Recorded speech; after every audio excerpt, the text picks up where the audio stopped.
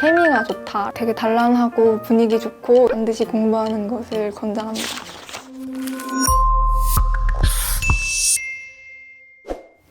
안녕하세요. 저는 연세대학교 화학과 23학번 김태연입니다. 스튜디오로 쓸 여러분께 연세대학교 화학과에 대해 알려드리고자 합니다. 같이 알아볼까요?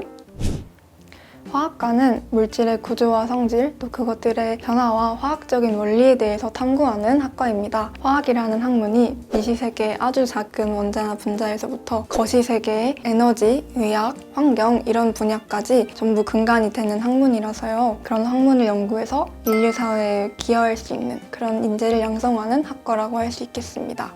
특히 제가 속한 연세대학교 화학과는 우리나라 최초로 근대적인 화학 교육을 한 대학이기도 해요. 그래서 2017년에는 우리나라 대학 중에 최초로 화학교육 100주년을 기념하기도 했고요. 이거는 그 기념 우표입니다. 네, 이만큼 쌓여있더라고요.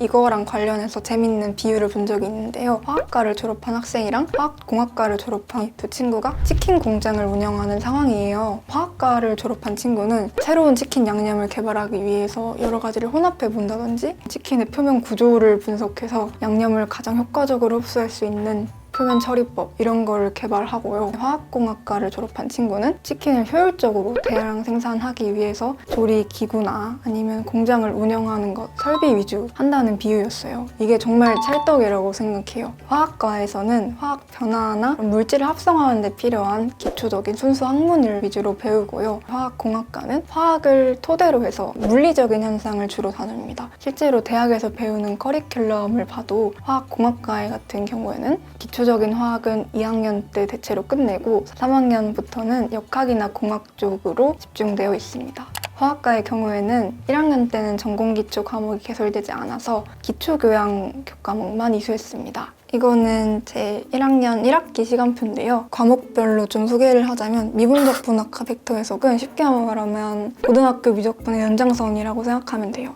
처음에는 그래프, 수열 이렇게 익숙한 것들을 배우거든요. 중간 정도 배우다 보면은 점점 고등학교 범위를 넘어서서 좀 힘들어집니다. 그리고 일반 물리학 및 실험은 일주일에 한 번은 실험, 일주일에 또 한 번은 이론 이렇게 구성되는 수업이에요. 실험 수업은 먼저 이렇게 수기로 실험에 대한 예비 레포트를 써야 돼요. 처음에는 이 디지털 시대에 왜 손으로 하나하나 써야 되나 불평불만하기도 했는데요. 개념도 더 잘 흡수되고 실험에 대한 숙지가 디지털로 보는 것보다 빨라서 오히려 이게 좋더라고요. 일반 화학 및 실험 과목도 소개해드리자면 이론 수업 같은 경우에는 화학과는 특히 화학과 온리라고 되어 있는 지정된 분반에서만 수강을 해야 돼요. 일주일에 2번씩은 꼭 화학과 친구들을 같은 강의실에서 만날 수 있어서 고등학교 같다는 느낌도 들고요. 되게 단란하고 분위기 좋고 이런 장점도 있지만 성적도 그 안에서만 되기 때문에 조금 고수들이 많아서 성적 받기가 힘들다는 단점도 있습니다. 이거는 제 2학기 시간표인데요. 이 중에 미분적 분학과 벡터 해석은 없는데요. 제가 철회를 했기 때문입니다. 그게 점점 어려워지다 보니까 다중적분하고 막 편도함수 하는 게 어려워서 제가 철회를 해버렸어요. 그래서 이제 다시 들어야 합니다. 패스! 1학년 때는 기초 교과목으로 수학과학에 대한 기본기를 다졌다면 이제 2학년부터는 그 기본기를 토대로 이런 화학의 큰 분야를 배우게 돼요. 그리고 이제 3학년과 4학년으로 가면 더 뻗어나가서 세부적인 화학 전공을 배우게 되는데요. 학부 생활도 하면서 연구실 인턴을 병행하는 선배들도 많이 계시더라고요. 화학과에 오셨다면 반드시 공부하는 것을 권장합니다. 제가 대학 입학하고 가장 적응하기 힘들었던 것 중 하나가 수업 진도가 너무 빠르다는 거였어요. 고등학교 때랑 비교도 안 되게 1시간에 나가는 양이 방대하더라고요. 근데 또 교수님께서는 영문 강의로, 영문 교재로 하시니까 따라가기가 더욱더 벅찼어요. 그나마 화학 1, 2 베이스가 있어서 이미 알고 있던 내용이랑 수업 시간에 배운 거 대조해가면서 겨우겨우 따라갈 수 있었는데 베이스가 없다면은 베이스 없이는 수업을 따라가기가 힘들 것 같아요. 그리고 1학년 때 배우는 일반 화학의 경우에는 고등학교 화학 1, 2랑 되게 유사한 점이 많거든요. 그래서 적어도 고등학교 화학에서 어떤 내용을 다루는지 정도만 알고 계시다면 수업을 따라가는데 큰 지장이 없을 것 같습니다. 화학과 신입생은 매년 50명 내외로 유지가 돼요. 공대 쪽 학과에 비하면 되게 적은 편이긴 한데 이과대학 속에서는 화학과가 제일 정원이 많거든요. 정원이 아주 많지도 않고 아주 적지도 않아서 적당하다고 생각합니다. 그리고 선후배간에도 긍정적인 교류가 많은 편이에요. 과학생의 차원에서 학번 뒷자리가 같은 선배랑 후배를 이어주거든요.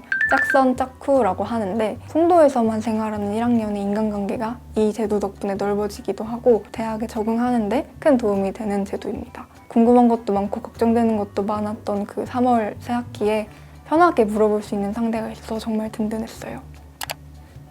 복수 전공은 많이들 하는 것 같은데 부전공은 잘 모르겠어요. 그리고 복수 전공이랑 부전공이랑은 조금 다른데 AI 융합 심화 전공도 많이들 합니다. 이 과정을 통과하면 본 전공이랑 AI 융합 심화 전공 이 두 개가 학위에 같이 나오는데요. 이게 장점이 동떨어진 과목을 복수 전공하는 느낌이 아니라 본 전공에 맞춰서 AI 분해력을 키우고 데이터 활용하는 능력도 함양할 수 있다는 점에서 매력적인 것 같아요. 그래서 저도 다음 학기부터 할 생각입니다.